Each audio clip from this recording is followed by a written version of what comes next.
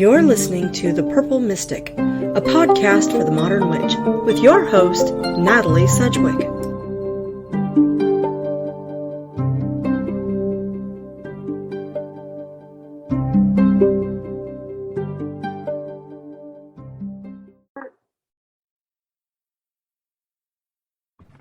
Welcome back to the Purple Mystic podcast. Today, I have the pleasure of speaking with Skye Alexander, who is the author of more than 30 fiction and nonfiction books, and is the author of The Modern Guide to Witchcraft, which I happen to have in my hand. Welcome, Ms. Alexander. How are you?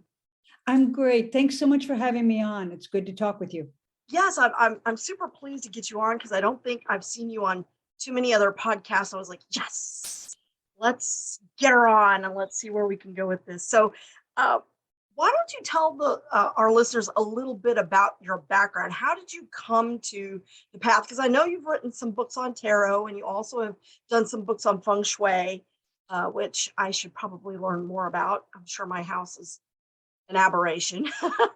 But I'm more familiar with your Modern Guide to Witchcraft and that series of books. So how did you come to the path of the craft?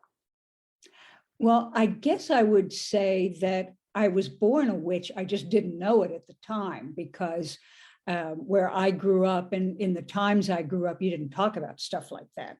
But I was always interested in metaphysical things. And when I was 11, my mother and I participated in an ESP study that Duke University was doing. And I think that really was sort of a trigger for me. And I read my first astrology book when I was 11. And this path just seemed to make more sense to me than a lot of the other things that had been presented as ways that I should travel through life. This just felt more real. It felt more comfortable.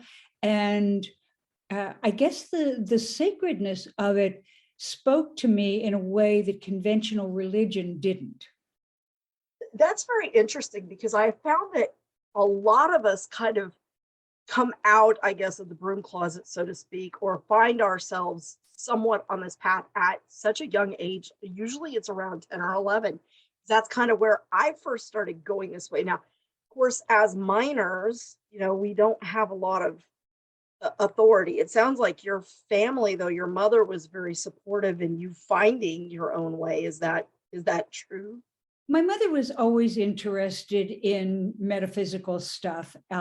She didn't do any of it in a professional way or even in a very serious way, but she always was intrigued and read a lot and encouraged me in that area. Yes. And by the way, I wanted to say something about your comment that you were 11 and other people who at about that age started opening up to new ideas maybe, or new ways of doing things, or new interests came into their lives. And there's a reason for that astrologically. When you're 11, the planet Jupiter, which is connected with personal expansion, spirituality, higher knowledge, makes a complete circuit through your birth chart, and it returns to the same spot it was in at the time that you were born. And so a lot of people at that time in their lives start opening up and exploring areas, whether they are physical, like through travel, or whether they are through education or something else that will lead them into a more open and more exciting path in life. That's very interesting. Well, and it's weird because, well, I say weird, but isn't everything about us weird if you want to be that way about it? For me, it was kind of almost a coincidental type thing. I was raised Church of Christ. I know you split your time between, I want to say Michigan and Texas. Well, I used to between Minnesota, Massachusetts and here, but I didn't go this past 2 years. Oh, okay. But you are in Texas then? I'm in Texas, right? Me too. Where are you? I'm actually in north of the Dallas-Fort Worth Metroplex in a little place called Aubrey, if you're familiar with North Texas. Just a little bit. Yeah, we're right on Highway 380, most dangerous highway in the nation. I might just put that out there. I had a state trooper tell me that. But we're halfway between Denton and McKinney. Okay. Well, How about good. yourself? Where are you? I am in hill country. Oh, I love the hill country. I grew up in San Antonio, so You did? Okay. yeah, I'm in Kerrville. Bernie and I used to spend a lot of time out at Pedernales Falls and Enchanted Rock. Yeah, well, I'm in Kerrville, so you've probably driven through here at some point. Oh yeah, yeah. Kerrville, did you say? Yes. James Avery. Yes. If you're a Texas witch, you'll know exactly what I'm talking about. Charm bracelets and charm rings. James Avery, he's the man. Which is funny because he does a lot of Christian jewelry. Well, he did. I have a lot of his jewelry. We do, don't we? It's like a Texas thing. It's like, I didn't know that mums were a Texas thing either until I was trying to make some for my daughter. And the person at the store that was checking me out was new to Texas and was like, can I ask you, what is a mum? And I mean, my face, I must have looked like somebody that was in complete utter shock. My hand went up to my chest and I went, oh, and I made that face. I was like, you don't know what a mum is? Oh my, So for anybody that's out there that's listening from somewhere other than Texas and has no idea what I'm talking about, look them up. And honey, the bigger, the better is all I have to say. You'd be surprised. But yeah. Well, you might be surprised if you came here recently to see that there is a growing witchy community here. We have a witch shop right in downtown. We have another shop that's kind of metaphysical, has other things too, but they do tarot readings, astrology readings, tea leaf readings in the store. And then another shop that is also oriented toward a lot of metaphysical stuff as well as holistic healing, all within a block of each other in downtown. So that's incredible. I was in Kerrville a couple of years ago, but it was, we didn't drive around it. We just happened to stop in because we were staying in a little Airbnb that's in an old hacienda ranch out there in, I want to say Bernie, but I don't think it's Bernie, Bandera. Oh yeah. In Bandera, but I do love the hill country. I think that there is something very sacred about the hill country of Texas. And if anybody's never been out here, I know Texas gets kind of a rough rap in a lot of ways, but really everyone has been very welcoming here. I mean, I live in North Texas, which is the smack dab middle of the Bible Belt, but I have not been met with a lot of negative responses. People more want to know, curious, but I also have learned how to kind of phrase it where people don't go, oh, right off the bat, because I'm actually a member of the OBOD. So I come at it from I'm an ovate. And so then they ask, well, what's an ovate? Well, let me tell you, and so then you kind of launch into a discussion about, how Druidry and Wicca have similar roots, right? Where it comes from, how it's an earth-based religion. And they tend to kind of take that a little better around here. But I do know there's a wonderful metaphysical shop there in San Antonio called Unlimited Thought. That's not too terribly far from you. That's absolutely fantastic. Well, I know they moved from their original location, but I don't know where they moved to. Yeah, well, I think that there is such a growing interest now that even in places like this, people are starting to be more curious. They're more open than they were when I first moved here. And every once in a while I get somebody, one of my neighbors who looked me up online and called and said, how can you be a witch? You're so nice. Whoever told you witches can't be nice? I love those teachable moments. That speaks right to the stereotype of what people think of. And I tell them, I said, look, you're thinking Hollywood witches. You're thinking Salem, history. You're not thinking you're not looking at who we are as a people and what we practice. Allow me to educate you on what we really do believe. And I only eat children on Wednesdays, so you're safe probably. But I find that tends to be a lot more of an open door than people want to realize around here. But let's talk a little bit about then how you are you formally a member of a coven in that area or Not at this point. When I lived in Massachusetts, I used to work with a group. But I am not part of an actual formal group now. okay, so you're practicing more solitary at this point in time. Yeah, pretty much at this time. And I have at other times worked with a specific partner. And there are a lot of people here that are interested in similar things, and it may very well be that I will eventually move into being with another group and working with them. But Yeah, I'm not. it's a touchy subject, I think, because there's a lot of the term gatekeeping gets thrown around a lot where, oh, if you're not initiated in a group, then you're not really a witch because you can't really. But then I think about it and I'm like, how many of us, how frequently do you really get together with your group to practice? And most of us are doing things on a daily basis that are solitary anyway. So I always find that a sensitive subject. I understand what they're saying, and there's something to be said for tradition and having a formal mentorship type of teaching in a group setting. I think that group work is different than individual work. And in some ways, it may be better depending on what you're trying to do. But I don't think that solitary practice is any less effective. No, I agree with you. And I think both have their advantages and disadvantages and suit us in different ways at different times in our lives. Absolutely. So when you set out, did you want to write always, or was it something that just came up where you finally wanted to share your knowledge to a bigger forum, and so you wrote your first book? And what was your first book? Actually, I knew I wanted to be a writer before I could actually write. I used to tell stories before I started school. So I was about 4, I guess. And I always knew that I wanted to write. I started writing for my local newspaper when I was 15, and started writing for radio when I was 18, and for TV when I was 25. So I always knew what I wanted to do. My first published book was in, 1988, although I wrote for a lot of magazines and newspapers and other types of publications before that.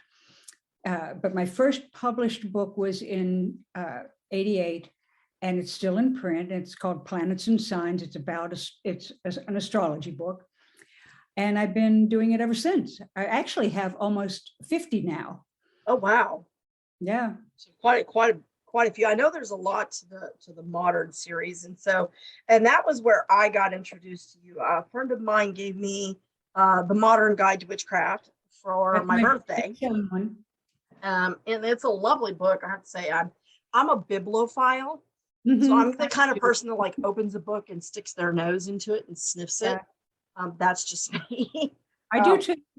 And I really like the pages. I liked the layout of the book in terms of, for someone who is just stepping out on their own in the craft, I will say. I found it to be very comprehensive, although it's not horribly thick. It was an easy read. But it's obvious that you've got a lot of very, very varied background. Like your section on the elementals was very good, I thought, and a lot better than a lot of them. Because when you Google witchcraft books now, there's like zillions. You Google moon magic, there's bazillions of books out there. So it takes a lot for something to stand out. But I found that this was a good one to have in the library. And I loved your bitchy coworker spell, by the way. Could be useful, not just for a coworker, but for somebody that's in your space. But what led you to writing those books? Well, actually, I would have to say that they were proposed to me by my publisher, which is an imprint of Simon & Schuster.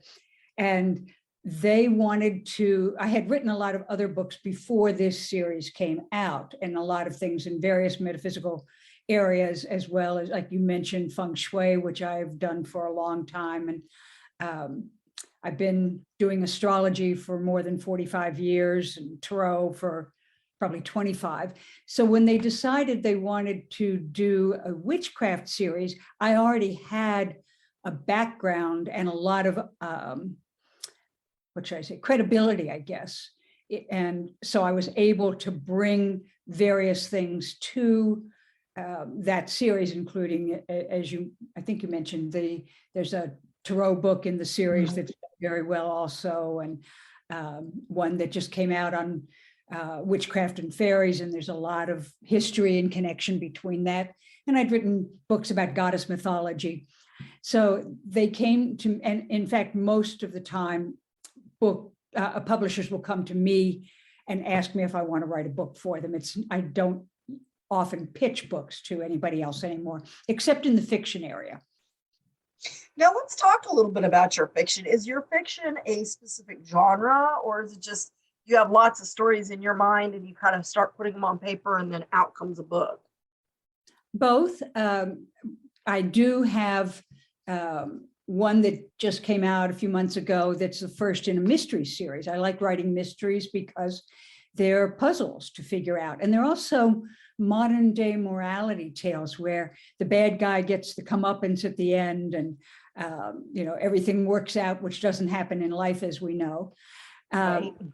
But there's also the hero's tale or the heroine's tale, the journey that into self-discovery, through which you have to put yourself through trials and challenges and not necessarily know what's going on or how it's going to turn out, in order to find yourself and to see what you're really capable of. And so to me, they're more than just entertainment. They are, definitely. And I have written my whole life. I've always been a writer of short stories. I always have little stories in my head, and I carry notebooks with me all the time. And this is something I've talked about with Timothy Roderick, is it's almost a compunction. You have to write. You need to. You must get it out. There's a thought, and I have to write it down, and I have to, So, but writing mysteries is a special talent, because suspense novels and mysteries take a certain amount of forethought. And you have to be able to weave it in a way that keeps your reader interested, which is very different than like some of the other books, like almost like how-to type books, which is what I see. Like the modern Guide to Witchcraft is kind of almost a how-to. It is, yes. Step into it. So, it's a totally different type of writing. And I just want the listeners to understand that takes an incredible amount of skill to be able to go from one type of writing to another, and especially in the areas of mystery and suspense. So that's very admirable. It's fun for me. It's an escape from reality. Yeah, absolutely. Lord, don't we all need that right now? Yes. And I write historic mysteries. Mine take place in the mid 1920s. So, I don't have to deal with anything that's going on in the world right now. It's a total escape for me. And I learn a lot about history in the process, because I have to do a tremendous amount of research. And history was never my favorite subject in school, but I have to say that through doing all this research and going to the places that I write about, I've learned a lot, and it's been very, very exciting. That's very good. Well, do you ever do things like book signings or book tours? Oh, I know sure. a lot of people have kind of set that aside due to COVID, but is that something that you have done in the past for either your witchcraft or your fiction books? Yes, both. And I'm actually doing one on January 8th at our library. And I don't do as much as I did years ago, because, the lockdowns and all the people being afraid to come out. So for the past 2 years, my speaking engagements have mostly been on Zoom or in other very small venues, not big conferences, but I still do them and hope to be able to do more. Yeah, I'm hoping that things are now opening out and that people will start to come out and do things like that. Well, have you you mentioned that you lived in Massachusetts, you said? Yes, yeah, for 31 years. Oh, wow. Okay. Did you grow up in Texas or did you grow up somewhere else or? I grew up in a lot of different places.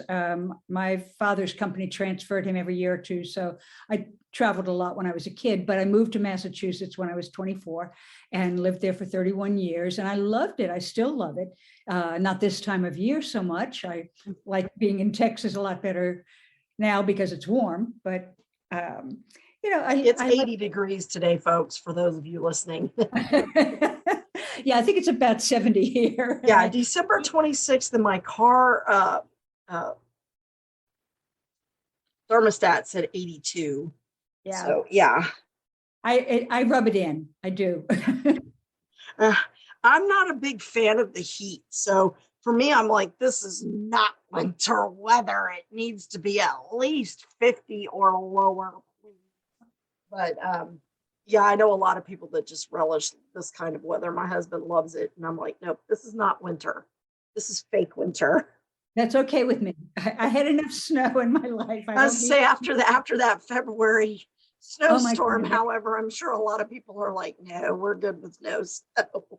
Well, I never had any of those problems when I lived in Massachusetts, I have to say, because there everybody knows how to deal with cold weather and we're Right. prepared for it. So you don't lose your water for 16 days like I did. And have Exactly. Well, the bad part for us was, I was like, okay, well, we can just switch to teletherapy. I don't have to drive anywhere. I can do teletherapy with my clients, but there were the rolling blackouts. So when I was fortunate that I did not lose power or water in my home because we have a fire station just up the street. And so, they maintained. So we were very fortunate, but everybody else in my neighborhood was just dying. Yeah, Um, no. and I was giving out our firewood to people and, blankets and stuff because they had no heat, no, firewood or anything to warm themselves. And I couldn't do the teletherapy with a lot of my clients because they were under the blackout. Yeah. It was no bueno. It was a bad time. It was a hard winter, the whole 1 week of it that we had.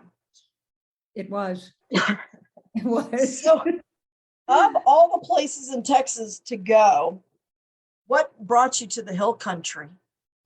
Well, my parents lived in Brownsville for a while when I was young. I did not live there, down in the valley. And then my mother and my sister and my brother all lived in Dallas area and Fort Worth for quite a while. And I knew I didn't want to live either of those places, but when my partner retired, we wanted to go someplace warm.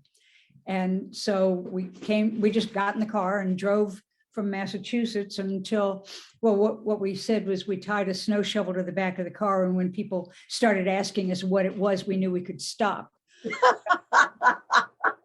We just really liked the hill country, and it seemed like one of the prettier parts of Texas. I've been through most of it except the Panhandle. And this, I think, is kind of it's not as hot as West Texas. It's not humid like East Texas or the Valley. And it's kind of rural, but it's still a town. So there's Right. stuff. It's not like being, way out in West Texas and there's nothing else around you. Exactly. Yeah. So, there's El Paso. Yay. After hours of nothing. Yeah. No, I definitely understand. And I do think that, you're close to San Antonio. You're not too far from Austin. So you've got some good cities close to you, but far enough away that you have to actually drive to get there. So that's always nice. I personally absolutely love the hill country. To me, it is totally sacred ground. I was absolutely shocked when we were down in that area the last time, and it's been a couple of years now because obviously it was before COVID, but I wanted so badly to go back to Pedernales Falls and Enchanted Rock, which was always my go-to sanctuary place to meditate. I didn't understand that's what I was doing at the time, but when I was younger and I had a car, that was my getaway place. Mhm. And when we got out there this last time, there were people everywhere. They were all over the rock, kids screaming, picking up things, it was a place where I always felt like I should not take things from, that I Yeah, should leave it. I agree. And I mean, there are times when I see, a feather or a rock or, it's that druid in me that goes, oh, that's a nice little, it speaks to me, but there I never would. Mhm. And to see people just, climbing all over it and all the noise and I was just like, keep driving, keep driving. My husband's like, are you sure? And I'm like, keep driving, just go, don't stop. um, I was disappointed. I agree with you. That was always a place that I felt had some magical energy about it, and it is discovered now by too many Yes, people, in my opinion. sadly, yes. And that's the funny thing. There are only two places in the state that I really felt strongly that kind of magical energy that you're mentioning. That was one, and the other one was Cato Lake out in East Texas, which is the only natural lake in Texas. And the cypress trees. The weird thing is, if you go on the Louisiana side of the lake, it just looks like any other Mhm. lake you'd see here. But on the Texas side, with all of the cypress trees, it's very swampy and it's very mystical, very magical there too. And so, if I had to be in one of two places to retire, it would be either the Hill Country or in Hmm. Cato Lake. Well, if you Um, find your way down here sometime, give me a call and we'll get together. It'd be Yeah, nice to we'll meet have you. to do that because my husband actually owns property in Llano County, Oh, and okay. we've always had a plan to put a little house on that property and have like a weekend getaway kind of place to go. And it would be wonderful to have some fellowship. I think that's one thing that I have missed a lot, is that sense of community that you were talking about earlier, because that's one bad part to being solitary, is that you don't get that kind of community. And as a member of the OBOD, there are seed groups around here, and there are groves that exist in the area. But because of COVID, we haven't really been able to get together. Yeah. And, I haven't had an opportunity to really sit down with a lot of people and just talk. This podcast came out of that, my need to talk about witchy things with Mhm. like-minded people. So let's talk a little bit about spellcraft, because you do have a grimoire in this book, and I'm sure you probably have similar chapters in many of your other books. But Yes. when you sit down, okay, this is hard for me to talk about because for me it's so ingrained in who I am. I do it 90% of the time without even a lot of conscious thought, if that makes sense. Sure. Like, to me, it's just what I do and who I am. So to talk about it requires me to sit down and think about my process. Um, and sometimes it's sloppy, what I call sloppy spell casting, and sometimes it's very formal, with all of the grand ritual, as I call it, where I'll pull out my altar, Mhm. portable altar table, and I'll put it up and I'll put out all the accoutrements, and I'm like in my zone, and I'm, putting it out there. But for me, I do simple things, like I have two dragons that are my servitors and I feed them daily. To me, that's magic. That's working my spellcraft, because that's keeping those servitors working and alive. So I feed my dragons and I talk to them every day. And it's simple things like that. It's murmuring some words over food that I'm preparing, be it for health and wealth, or what have you. So when you do spell work, do you find it's kind of the same way for you, or is your spellcraft always very conscious and formal, and I No, need it's these ingredients? not at all. It's probably very similar to what you do. I think what happens is, or at least this is what I see happening with the witches that I know, um, is that it's part of our lives. It's part of everything that we do, and it's not something that I necessarily set up with a conscious intention and get all my tools together, like you were saying, and lay them all out on the altar and write everything down. And I live it all the time. Right. So my spell work is ongoing. Now, when I write these books, such as the Modern Guide to Witchcraft and the Grimoire and Spellbook, I'm talking mostly to people who are relatively new to this path.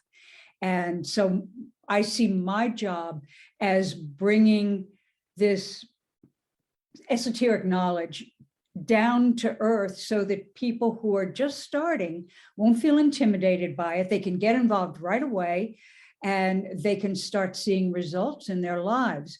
And for many people, having the candles and the wand and the, all your other accoutrements is a way of focusing your mind. You don't need any of that stuff. It just helps you with the ambiance. And that's what I tell a lot of people. The witch's most powerful tool is their mind. It's the only one you what's need. in your mind and in your heart. The tools that we use are helpful to focus the energy, especially if you're trying to cast a spell and you're emotionally otherwise occupied. It does help to have those tools to focus it, and they do add power to your spell. I mean, for sure. Otherwise, we wouldn't use them at all. But yeah, you don't have to have them. And I think that's what a lot of people get caught up in that are new in the craft, is they think they have to go out and buy all these fabulous tools, like the largest cauldron they can find and the biggest, crystal ball they can get their hands on, which I'm not going to lie, my Lucille, she's a beaut. She's a big one. But I happen to get a really good deal on her. Otherwise, I never would have bought it. Ended up being a birthday present. But for me, that was important. I felt I needed a large area for myself, but it wasn't, that somebody told me, oh, if it's not this big, it's never going to work. Yeah, and I love all my beautiful tools, and I do enjoy using them, but I don't need to do that. The things that I find to be most complementary, if you will, to my own energy, would be working with crystals and gemstones and working with plants, because these are living entities. These are living beings that their energy and mine combine for a particular purpose. Right, exactly. It's almost like having your own personal coven in non-human form. But that's absolutely true, and I find that that's a lot of what I do. I do a lot of candle magic. Candles because I like the element of fire. But I mean, my crystals are very important to me, and my herbs for sure, living and dried. And to me, it still carries the essence of that plant, and that to me, and that speaks to the Obod side of things too. It's very much I can go out in nature and find what I need. Right. I don't necessarily have to have it, and that's something that I kind of wanted to hit on and talk with you, that I like to bring up with a lot of my other witches, because I like to get other people's perspectives on it. But for me, the first step in practicing the craft is finding where you are and connecting with where you are, especially if you've moved to a new place. I think before you can do any major spell work, you need to connect with that land, whether that be by getting out and taking a walk and learning the native plants that are in the area. If it's learning about the indigenous populations that lived in that land before you did, and making some sort of connection and offering with them to bring them in as allies, and ancestors to a degree. And I think that that's really, really important. And I think it's something that gets glossed over a lot. I agree with you. And I have to say, I don't feel as connected to the land here in Texas as I did when I lived in Massachusetts. I lived on an island, and for me, the water energy was really powerful there, and something that I felt a very strong connection to. And I built you know what a labyrinth is, right? Yes. Okay, I built a labyrinth in the woods behind my house, and used that for a lot of my ritual. And that was a very grounding and also energizing place for me to work. I'm still trying to do it here. And the thing that I connect with most here are the beautiful old live oak trees. I have all these wonderful live oaks. Yes. Yeah. And so I make a lot of connection with them, but I do miss the water element that I used to be able to work with. Well, watch the mesquite trees because they have nasty little thorns. I'll just The say that beech because there's a lot of mesquite around there too, but it's a beautiful tree. Oh, yeah. Just yeah, the live oaks. I grew up in Live Oak, Texas, which is just outside of San Antonio. Mhm. And yeah, the live oaks in that area are just phenomenal. And again, you know, the Obod side of me goes, oak trees, yay. You know, but in Texas, we honestly have, I think it's like 16 different species of oak. Yeah. Live oak, red Yeah. oak, white oak. There's a lot of oak here. Chinook, And Chinook. yeah, it's, you know, yeah. My husband bought me a little book called Trees of Texas, and it's a little handbook. And I was actually using that because part of my ovate training was connecting with the Ohum. And, you know, Yeah. a lot of those trees that are in the Ohum that the Ohum is based on are not here. You know, we That- don't have rowan trees here. Right. So I was looking for a Texas equivalent. I'm actually working on a book, Ah, which is a Texas Ohum. Um, and that it's was interesting. connecting with the different types of trees and finding things that carry the same energies or are from the same families as the trees in Europe that they use that we don't have here. Yeah. Because I think in order to connect fully with that, especially as a divinatory system, you need to be connected and you need to be able to have your own trees to connect with in that same way. And so, yeah, oak is a big one. Oh, absolutely. Well, that's interesting that you have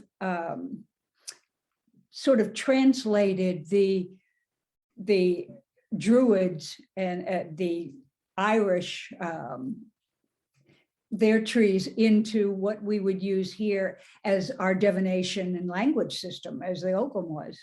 Yes, Yeah. it's slowly coming together. I'm still working on it, but it is a work that's very important to me because I really felt like I needed to be able to connect. But if I can't get, you know, I do have a nice Ogham set from England. That's each um, few is made from the tree, so I have that bit of that tree here, I but have those too. I may not always have that with me. And if I wanted to connect with a specific energy, I would need, you know, to know what is the equivalent here. Mm. And to me, that's just part of being a witch in Texas because ovates are witches. Mhm. So, um, and it's funny because, you know, my husband is an odd duck. I'll just put that out there. He's 1 minute very supportive, the next minute railing against all things witchcraft and it's BS. And he, you know, doesn't believe any of it. It's all bunk.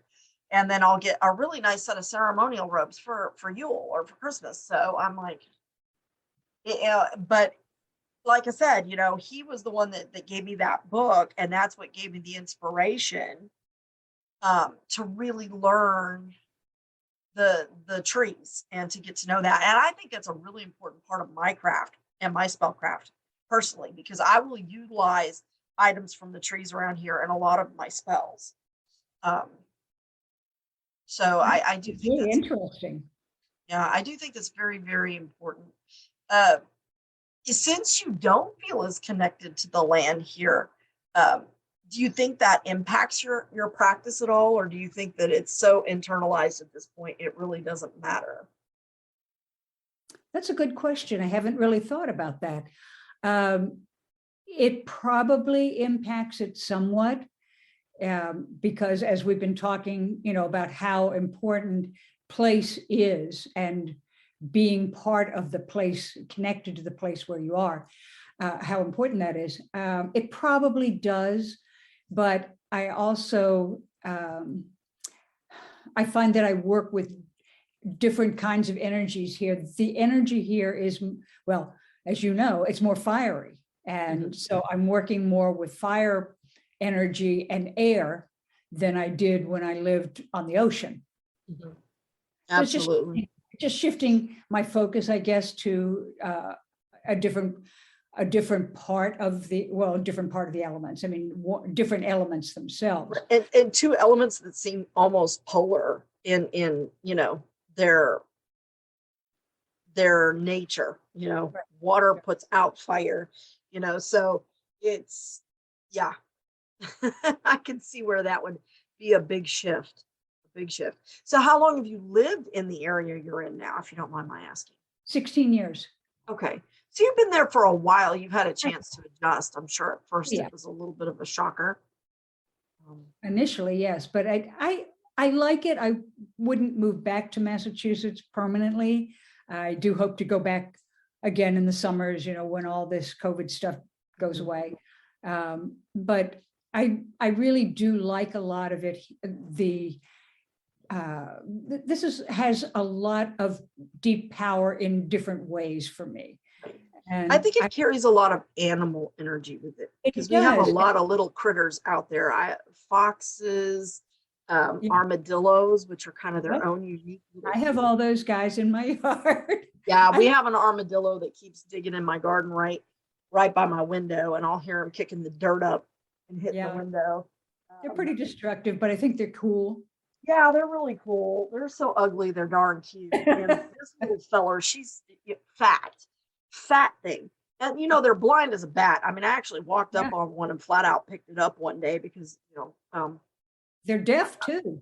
yes. And but you do have to be careful because they do carry leprosy. I've heard that. I don't touch them. I just Yeah. watch them. I had gloves on, but I did pick this little sucker up and, carted it a ways before I took it back. But I was a stupid kid.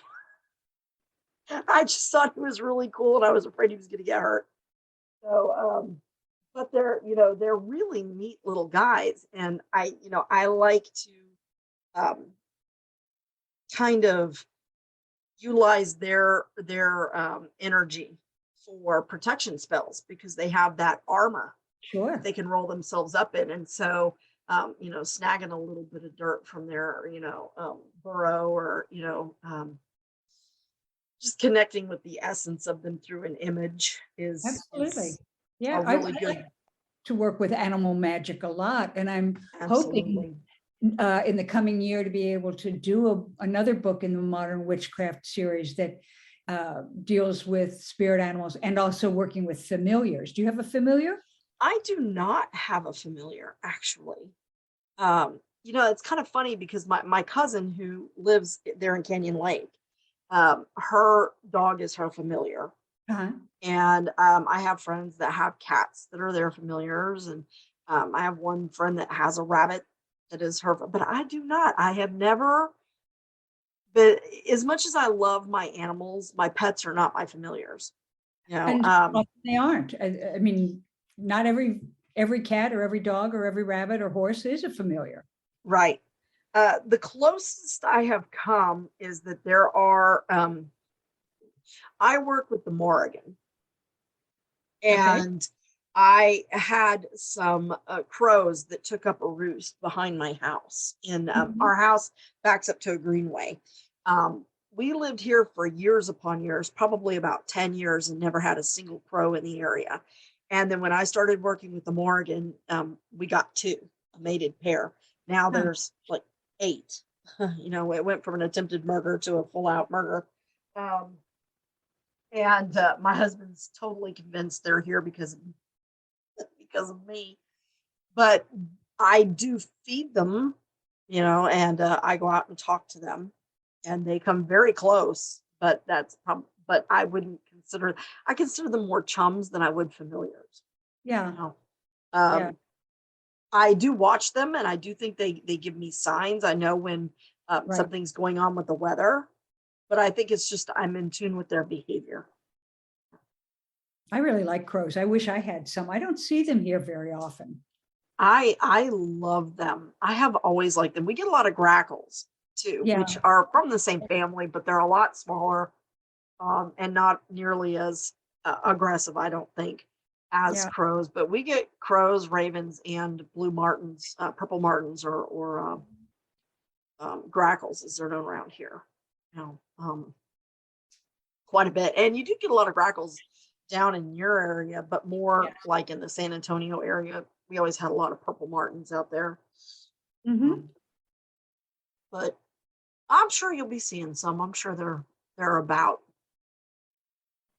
that area. But I love working with the animal essences that are in this area. And I think the hill country is just alive and thriving with animal energy. I have quite a few animals. I mean, I live in the country, so I have deer and antelope Deer. and all kinds of foxes and jackrabbits and lots of Exactly. good Yeah. stuff too. Snakes. Lots of snakes. Well, I haven't seen very many snakes. I don't know why. It might be because I've got a couple feral cats that maybe keep them down, but I have yet to see a rattlesnake in all the time I've lived here. Really? Seen a You know, rattlesnake. I'll be honest with you though, even in all the time that I would go out there to go hiking just to get away from home growing up, I never saw a rattlesnake, at least not a living one, um, on any of the foot trails that I was on. But when we were in Arizona, we were going through one of the indigenous Anasazi, where the Anasazi lived in the caves. Okay, And yeah. as we were coming back up from there, we hear this, and I guess my two other daughters who were walking ahead of us must have woken it up, and it was telling us as we were standing next to it that it was not pleased we were there. And I Oh, was yeah. like, oh, cool. And I got like the best picture of it sitting up. My husband's like yanking me back. His hair is turning gray as we're standing there. And he's like, those things can reach like twice their body length. And I was like, he wasn't going to hurt me. So when we got to the end of that, we were the last people in. And as we were leaving, I showed the park ranger my picture. And he's like, that's a great picture. But I wouldn't have wanted to be that close. I was like, oh, he wasn't going to hurt me. My husband's like, you don't know that. It was very funny. But yeah, I've only seen a rattlesnake out here even once in the middle of the road. Somebody ran it over, and I felt very bad for it. Mm. But we get a lot of rat snakes, king snakes. Yeah, I've seen those. And Garter snakes. Yeah. right. Moccasins. Those are the ones to watch out for. Yeah, I've seen a couple of those, but not any place where I was swimming, so it wasn't. Yeah, wasn't- they'll get up in your pool though. If you got a pool, they'll find it. Yeah, I don't have one, so I guess I'm safe on that one. Yeah, you're safe. But I do love to go out and collect snake shed. I work a lot with snake shed. So that brings me back to my first point. What I was going to ask you. I was going to ask about when you sit down. Preparing a spell. I think we got talking about how it becomes so ingrained that you don't really formally sit down. But if you're creating a spell, do you keep a grimoire at this point? Well, most of them I've put into my books. I know some people say you shouldn't share your spells with other people outside your coven or outside of your, community, but I always do. And I figure, well, it's just guidance for people. They can adapt it the way they want to, but because I'm Exactly. writing for a relatively newbie audience, I'm not writing for experienced witches really. I want to give them at least some grounding in how you put a spell together, perhaps, Right. or what things you might want to use that are going to, you're tapping the energies of particular stones or particular plants, but you're also coordinating that with your own energy. So I write most of my spells that I use and share them in my books with other people. But the only thing that I will do now probably is if I do a spell and I want to keep track of what the outcome was and how it developed, I'll write that down in a journal. That's kind of me. I have my grimoire. I actually don't keep it in my house. I keep it at my office. I have a personal office that's just mine, and that's where I do all of my my spiritual work, and it's where I do my, I offer my Reiki sessions there and my tarot readings there. But I do find that, there's a lot of information in my grimoire because for me it was, where I kept my recipes. But I find that a lot of what I put in my grimoire is very basic. And when I do a spell, I might do the same spell, but it's going to be a little bit different each time I do it because I tailor it to the specific situation that I'm looking for Sure. using the materials I have on hand. So even if it's a money working spell, to bring money into the house, the way I do it is going to be different every single time. So if I sat there and wrote down every single thing I did every single time, I would have, 4,000 money spells in my grimoire, and what would be Yeah. the purpose of that? So what I do is I will just write down the shell, right? The basic recipe that I want to pass on to my children or grandchildren, or whoever may follow, that gets my grimoire at some point in time. I hope someone receives it and utilizes it. Um, but it's not something where, yeah, and I don't. Here's the thing: when I'm working a spell specifically, I don't share it with other people. Like, I've seen people that have posted pictures of their altars, and they're, oh, I'm working this spell, and they'll put pictures of their candles and all of that, and that's okay. I'm not saying you shouldn't do that. I personally don't do it, just because you don't know what energy is going to be directed your way because of that. And, we know that energy affects our spellcraft. So why put it out there and let someone else affect it? Yeah, Um, I understand what you're saying. Actively working a spell, right? But to put out your recipe is it's like sharing grandma's recipe for her special, sugar Exactly. cookies, for me, at least in my opinion, except it's a little more sacred. Well, Yeah, I I don't know. agree. Grandma's sugar cookies are pretty sacred. Um, But you know what I'm saying? I mean, everybody's going to twist it to their own purposes anyway. And nobody should take somebody's spell and do it exactly the way it says on the paper. You've got to flavor it in your own way, make it your own anyhow. Um, I think it has more power that way. Absolutely, it does. When you make it your own, Now, I say that, but I'm also the person that follows grandma's cookie recipe to the letter, because I want my cookies to taste just like hers. But spellcraft is different because it's individual. you know um so yeah, I know that they say we should be secret, and there are some things, like there are certain things within the obad that are only for members of the obad, and I don't share those things. But the general teachings are well known, and books have been written about them, and everybody kind of knows our general philosophy. So, talking about things in terms of generalities, I don't think is a bad thing. And times are different now. Silence was Exactly. meant to That's be what I was going to say. protective, right? You Yeah, had to keep secret, you had to keep silent. And, I'm of the belief that the burning times are never super far away, because you've always got people that aren't going to like what you're doing. right. Um, but at the same time, if people are wanting genuinely to understand, then I think we have a duty to teach. I feel the same way. And that's kind of what I see myself as doing with my writing, is hopefully teaching and inspiring people and encouraging them. And I love when I meet young women, I mean, teenagers or even younger sometimes, who are starting to get into this and they're really excited about it. And I want to nurture their enthusiasm and Mhm. urge them to go forward with it. But like you were Absolutely. saying with the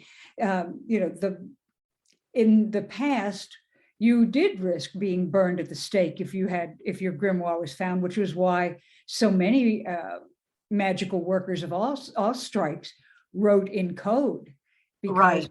you didn't want that information to fall into the wrong hands, and you didn't want anybody to know who had written it down in the first place. Exactly. Your eye of newt wasn't exactly the eye of a newt. Uh, yeah, definitely, for sure. And it's funny you bring that up, because there's a book, and I'm trying to remember the name of the book, but it's a big archaeological puzzle. I mean, they're just floored over. Nobody can figure out what this book is. It was written in a strange language. They haven't been able to decode part of it. Part of it talks about stars, and has pictures of the heavens. And part of it's talking about plants, and, they show the pictures that the person put. And I'm like, that's a grimoire. Mm-hmm. That's a grimoire. It was very obvious to me, but they did a whole show on they can't figure this book out and what it means. And I'm like, I'm screaming at the TV going, it's a grimoire. And my husband's like, what are you talking about? I'm like, that is somebody's flipping book of shadows. Right. Look, it's got an herbalism section, it's got an anatomy section. for your herbalism so you know what herbs are affecting what system. There's Yeah. your astrology, and here's your tarot. I mean, to me, it was very clear. So I'm like writing a mad email to the researcher that has the manuscript, going, "You have a grimoire in your possession." Yeah, and they just didn't ask the right person. They didn't do Yeah. their research. Exactly. I'm like, it's a grimoire. But I wish I could think of the name of this book now. It's going to drive me crazy. I'll be Facebooking you later, going, it's called the this and that. But it's funny because they can't figure it out. It was written in some sort of weird little language, but it's very precise, beautifully done. And that's funny. But it's interesting you say young women, because it's not just young women anymore either. I'll tell you, there's another author. His name is Matt Aron, and he had a little guy, a young guy, who wrote him that was like, I loved your book, and I'm trying to learn. He wrote him like a cute little fan letter. I mean, this kid's like 8, and his mom was very encouraging, which I thought was a good sign. And so, at some point, Matt posted a picture of the little guy because he sent him some things, and just made that kid's day. But it was so refreshing to me to see a parent who may or may not share that bent, allowing their child the freedom to learn how to develop their own gifts. Right. And that was very encouraging to me. Because out here, I don't know. Well, you obviously, your mom was a little more encouraging, but my mom went through cycles, because I know she had a very metaphysical interest, but I think her mother is the reason she didn't pursue it. Because I remember very clearly my mother had a necklace. It was a gold pyramid, and you would open the bottom of the pyramid and you would put what you wanted to manifest on a paper, and you would put it inside that pyramid and wear it. Now tell me that's not spell casting. Yeah, absolutely. That's not metaphysical manifestation right there. And my sister and I would fight over this necklace. We were like, we want the necklace. And I honestly don't even know where my mother got it from, or if she still has it. But I remember her actually writing things down and putting it in there. But then she would do a complete, 180 turn, and it's we can't celebrate Christmas because it's a pagan holiday, and I think that was her mother's influence. Could for be. whatever reason. Yeah. And so I had to be kind of secretive about my interests growing up. I couldn't be very open. And then, of course, at one point, I myself went into the whole, Jesus freak, because it's a religion that rules by fear, which is what I like about the craft. Is for me, it is a religion. I work with a goddess. I work with a god. For me, it fits my personal definition of a religion, which is the set of principles that guides your day-to-day decisions. Yeah, that could be your political view. That could be your personal spiritual path. But either way, that becomes your religion, because it is what you use to guide the moral decisions of your life. Yeah, well, Wicca is a recognized religion. You can even have it on your dog tags if you're in the military. Yes. But not everybody who's a witch is Wiccan, and that's something exactly. I like to point out to people. Exactly. And that's one of the things that I brought up with Dave the Bard when I had him on the show. I asked him, explain the difference between like Wicca and Obad. And he said, well, they share common roots. The two founders were friends, and one focused more on the one side, and the other focused more on the nature side, but they both share a common core. And I think that's what makes us witches, is that common core. We don't have to agree on everything. And we never will. No, we won't. And if we did, we would, if we tried to force others, then there would be wars over this, which is what we don't want. Right. But I do think that your books are a very good guide in a lot of ways for someone who is wanting to learn more about the path. And I think as you get more into it and you become more confident in your own spellcraft and you see the results, I think one of the things that people get frustrated with is they take a spell like one of the ones that's in your book and they try to work it. It may not work for them the first time. And so you're going to have two people. You're going to either have one who gives up and says, this is BS, it doesn't work. And you're going to have the other person that goes, that didn't work. Why didn't that work? And they start delving more into it. And those are the people that are going to become the modern day witches. I'm very interested to see where all this will lead with all of the young people who are coming into it now. I am curious as to where it's going to go. I think that my hopeful side says that as more people come to understand witchcraft and how to manifest your own power, that more people will take a hand in their own destiny. I think for more than 2,000 years, you've pretty much been told that your destiny is decided, and there are, the Church of Christ does not believe in predestination. In other words, some Protestant faiths believe that it's already determined who's going to go to heaven and who's not, which to me negates free will. Right.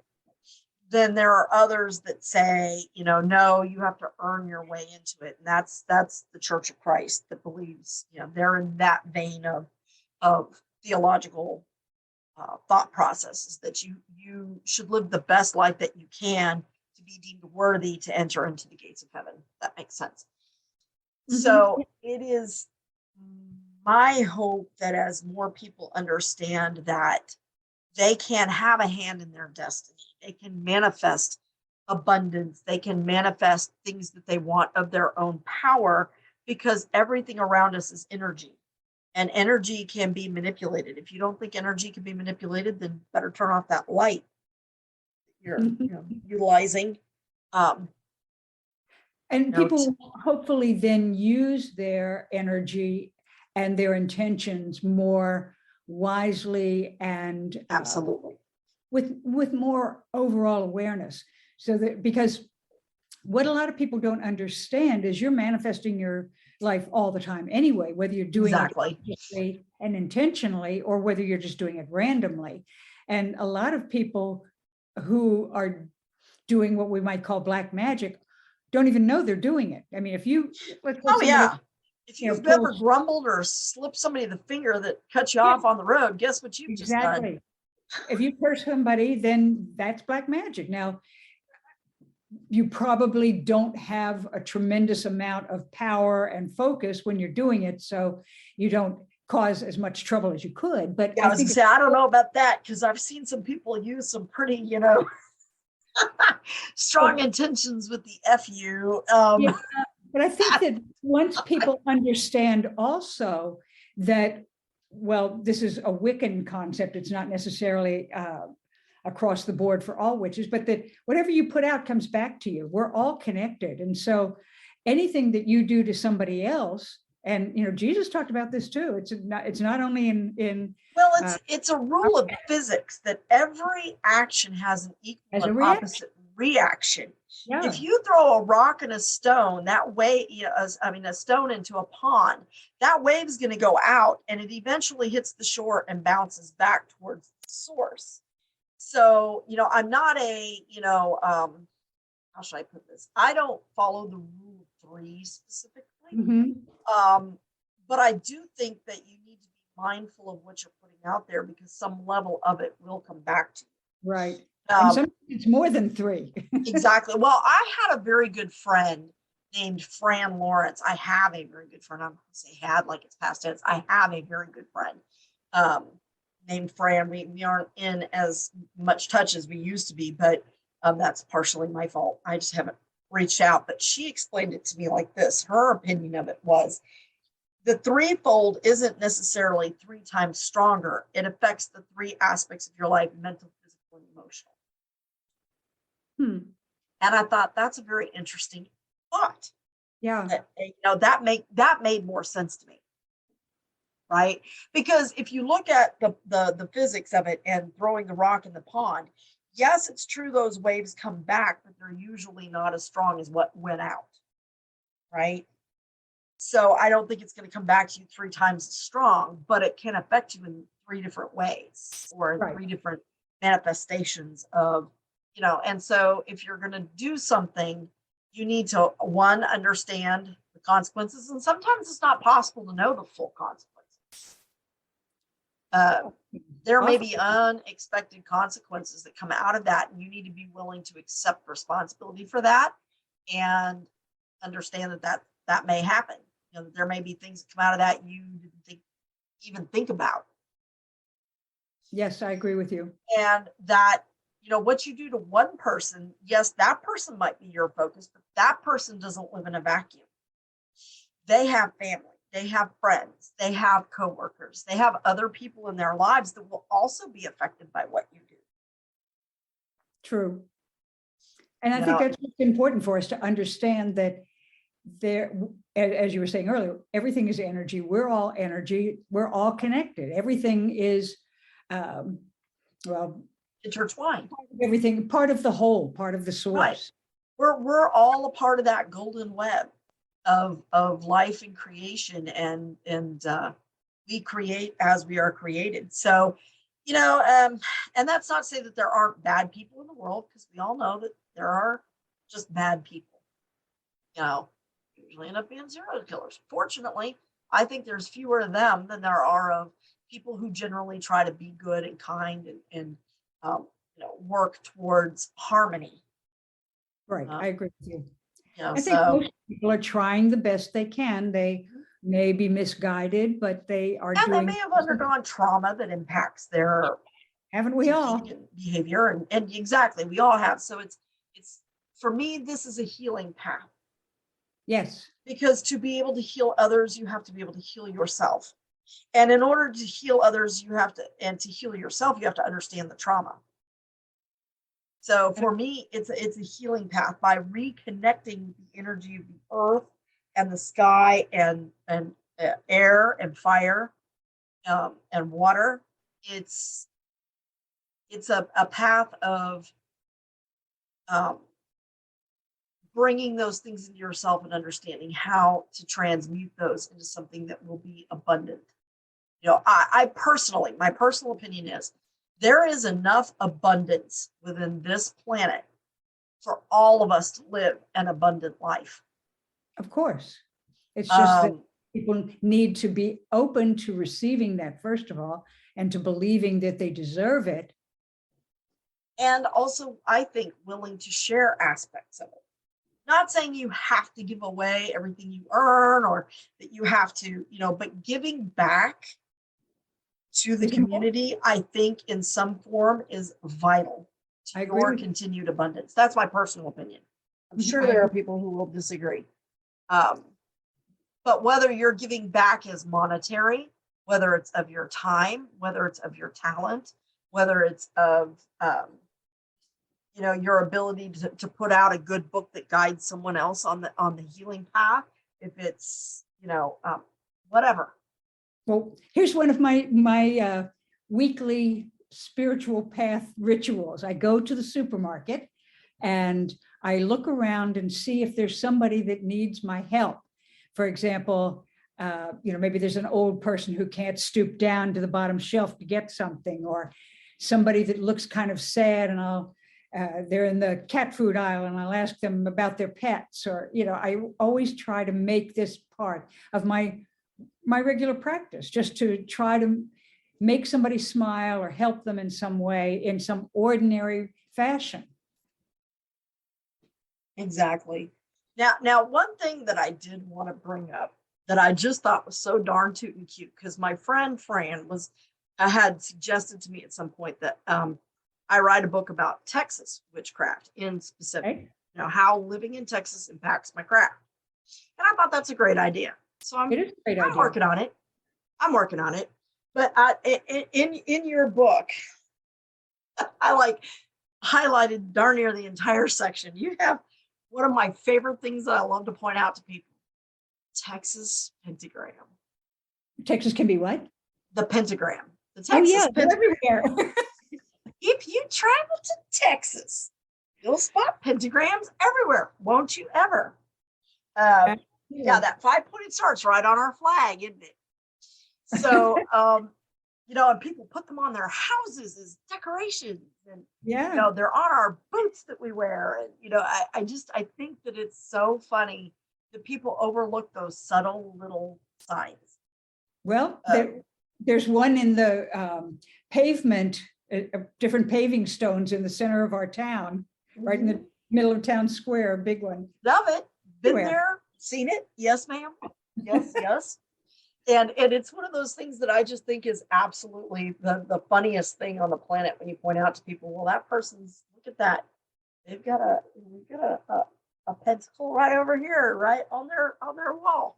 Well, sure enough, it's a 5-point star. Guess what the Texas Rangers were? And I mean the law people. I don't mean it's not a police force, but I guess it's a state police force. But the Texas Rangers, not the baseball team. The actual people who go out and enforce the law and do special investigations in the state of Texas. An elite group of lawmen here. That's their sign. They were the ones that were wearing the star. So saved some lives too. Yep. And to me, that is a sign of their magic power right there. So I just thought that was the cutest thing. And I was like, yep, let me highlight that whole section right here. Look at this. So yeah, I thought that was very, very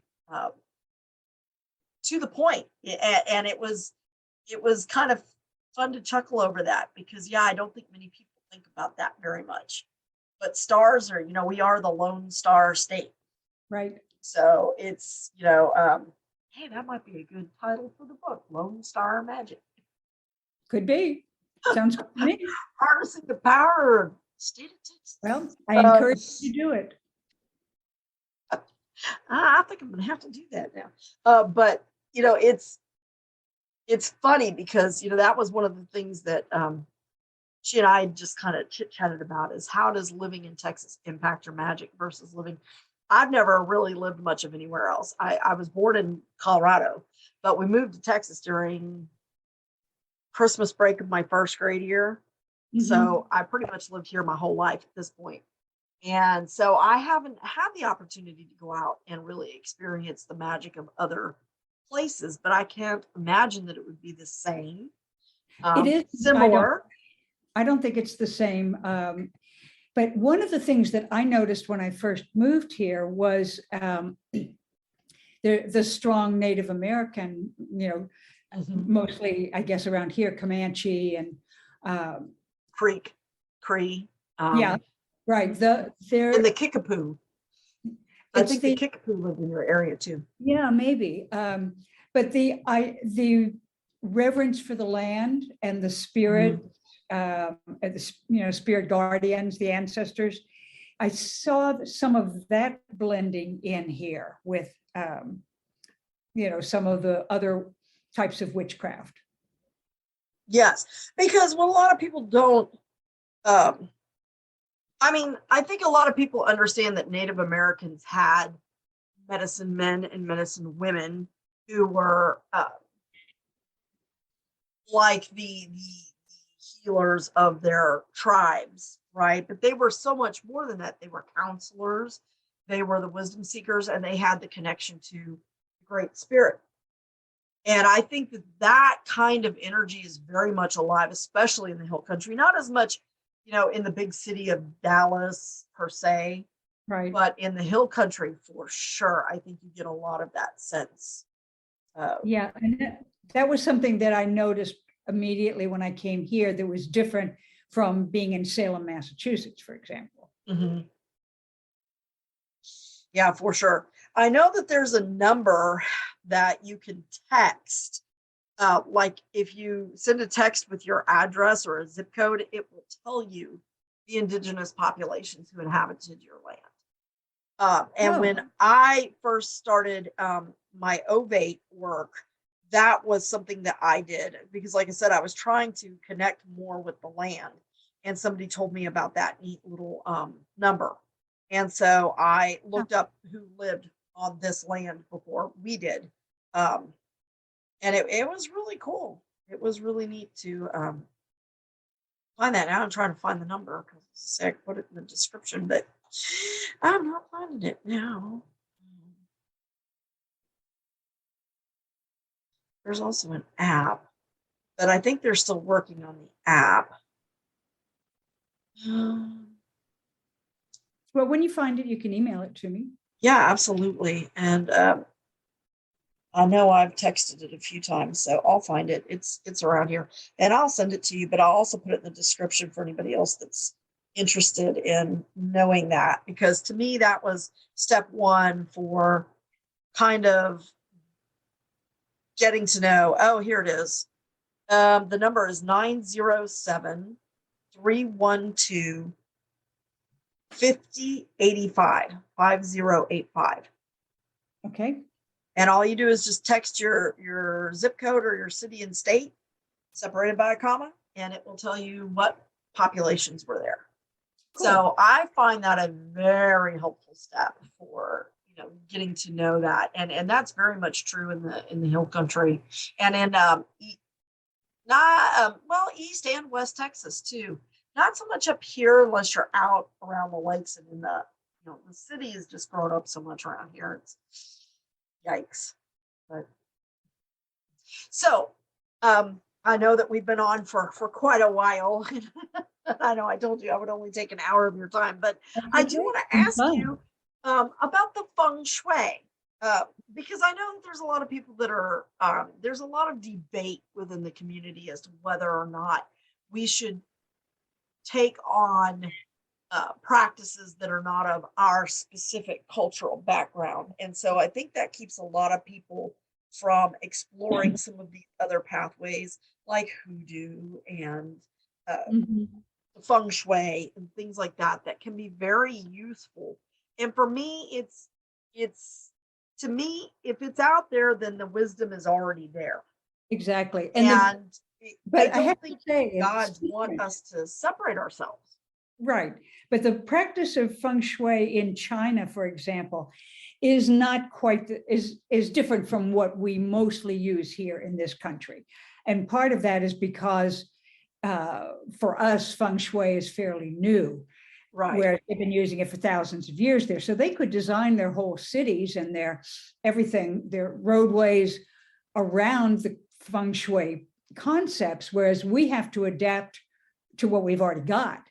Right. And so that there are lots of different types of Feng Shui. It's not all the same. And what I practice is not what would be practiced in China. The orientation would be different, but it's very, very useful. It's very effective. It's a form of magic also. I got into it because my first career was as an interior designer.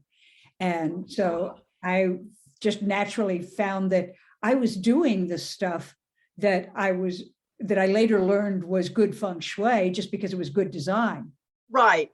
I think that the idea behind Feng Shui, for people that are not super familiar with it, and please correct me if I'm wrong, is that you are trying to increase and improve the flow of qi, which is life force energy, or vital force energy, as some of us call it, throughout your living space.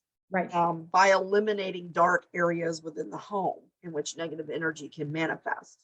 Yeah, and that's absolutely true. And when I walk into somebody's home, I can immediately see what's going on in that person's life because it will show up in how he or she has arranged the furniture or what kind of clutter they've got lying around or where the lights are burned out, all that kind of stuff. It'll show you exactly what's going. Here's a funny story. A guy I dated who had real commitment issues was the most neat, orderly, immaculate person I've ever known, except in the part of his house that was what we call in Feng Shui the relationship gua, the relationship section. That's where all the old junk went. That's where the recycling bins were. That's where the trash can was. All the junk that he never used was in that room. That explains a lot. You must have picked up on that right away. Well, this guy's not for me. That's funny. And here's the funny thing about that too, is that, that to me indicates that feng shui is very personal on a lot of levels. So when you have two people living in one space, like myself and my husband, I think we're very opposite in our natures. My husband tends to be very negative oriented. He's the kind of person, and I don't want anybody to think badly about my husband, because if he was that horrible, obviously I wouldn't be here. But I mean, he can be very draining in some ways. I mean, everything that comes out of his mouth is negative. He's always got some nasty something to say about somebody on the TV or what's going on. And it's always, I hate this and I hate that. And I'm the person that's like, I love everybody. Animals are great, and it's almost as if we're polar opposites. So when you, our design and our interests in design are often very different too. The way we would decorate, Sure. we could agree on some things, but there are other areas in which we just do not agree at all. So how would one, how would you work a feng shui? Like if somebody was asking you to come in and help them to feng shui their space, how would you work that with two people that are so vastly different? Well, the first thing that I always work on, and you were talking about, the goal is to organize your home in such a way that the chi can flow smoothly through it. So the first thing I do is look to see where are there blockages. I mean, if you walk into a room, let's say, and the sofa's back is to you, you know right away you don't feel like you're welcome in that space. So I would reorganize the furniture, or as best I can, so that you have pathways that make it easy for people to walk through. And that's the same way that the chi will move. There are a lot of really easy things. I mean, the easiest of all feng shui cures is what we call them. You walk into a dark entryway of a house, for example, and you feel claustrophobic, you might feel a little anxious or nervous, like you might stub your toe on something, flip a switch, and all of a sudden you feel better. There's more positive energy in that space. That's a feng shui cure. And there are a lot of little things like that that you can do. I mean, ideally, if I were working with two people or more people that lived in a space together, I'd want to talk with all of them and converse with all of them. But usually it's so obvious that you just see things that can be rearranged a little bit one way or another. You don't necessarily have to redo everything in the house. You don't necessarily have to get rid of everything and start over again. Usually there are fairly simple things you can do, and there are many different ways to accomplish the same problem. So I have a book called 10-Minute Feng Shui, which has really easy cures that anybody can do. And most of them are not expensive. You don't have to do a whole lot. So, and the publisher just came out with a new version about 6 months ago, maybe, that's really beautifully illustrated in full color. And but lots of simple tips. And you're right, when you've got two people together who don't agree on stuff or don't have the same taste, it makes it more challenging, but you can still do it. Well, that's very interesting, because when you said when you walk into a room and the back of the couch is to you, that's the way it is in our living room. But that's because our space is so weirdly laid out, because we have a fireplace. So there's only one way we can put our furniture with our entertainment center. So it's almost as if we're creating a walkway with the couches, if that makes sense. Because one takes you down the hall to our bedroom and the other takes you, into the living room, but you have to come around to sit on the couch. But that's because we can't move the entertainment center off the wall that it's on, because the other wall is the hallway to our bedroom. The other side is the fireplace, and then there's a bar. So it's like we have to have it arranged that way. And we've talked about not having like sofas, but having maybe just some chairs, to make it seem a little more open and a little less closed. So that's interesting. That's very interesting. I might have to. It does work. I've used it for many years. I couldn't even tell you how long I've used feng shui, but it really does work, and very quickly. So if I saw your house, I could probably give you a better answer to what you've asked than I'm giving you. Yeah. Right now. I'm just curious because I was like, man, because I've been trying to bring more light into the house. Because I thought maybe if there was more light in the house, it might help my husband's mood a little. Right? He has hyperosmia. He's highly sensitive to smells. So I try to keep things light. I don't burn a lot of incense in my home, which I love Yeah. incense, but he's super sensitive to it. So I try to put only things that are going to be pleasant smelling. Sure. Well, you can also, use crystals to clear the air. Yeah, yeah. You don't have to. I do need to do that. I need to cleanse and place out crystals in the grid of my yard and Yeah. around my home and within the house itself to try to clear some of that and kind of transmute his energy because I think it doesn't serve him either. I think part of him is so depressed that he's just locked. It's a pattern for him and he can't break out of it. Yeah, Um, could be. that he's just been this way so long, it's habitual and he doesn't even realize the toxicity that he's putting out. Mhm. Or he's gotten to a point where he doesn't care, which is even worse. So, yeah, interesting. But, well, I definitely think that we ought to check that out. So, where can the listeners find your books? Well, they're all on Amazon, they're on Barnes and Noble and other online sites. You can always go to a bookstore and ask your bookseller to order them, which is nice. Most people, are more impulse buyers now, but there's stores here in my little town even that carry my books. They're pretty widely distributed because I am with big publishers. So for the most part, they're pretty accessible. Very good. All right. So everybody knows where to find you. I just want to tell you that I appreciate having you on.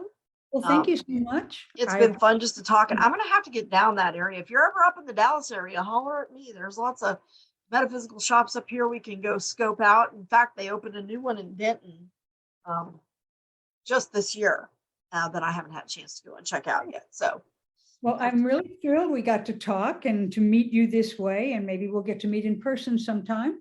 I certainly hope so. Well, thank you so very much. To your show now, I know you have. I mean, I've been to your blog, and do you post it at a particular time? And I'm just thinking,